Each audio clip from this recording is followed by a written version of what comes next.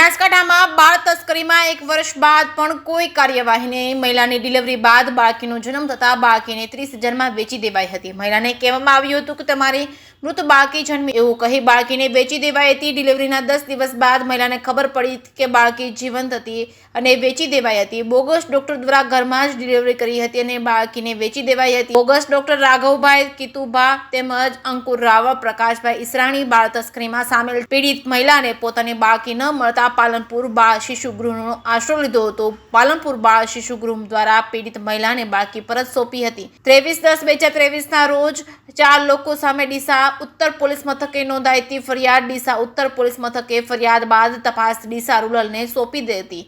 ડીસા પોલીસનું કહેવું છે કે 1 વર્ષ પછી ડીએનએ ટેસ્ટ માટે મોકલ્યું છે, હજી રિપોર્ટ આવ્યો નથી। બાળ તસ્કરીની એફઆઈઆર થઈ છે પરંતુ રિપોર્ટ નથી આવ્યો એટલે આરોપીઓ સાબિત થતા નથી।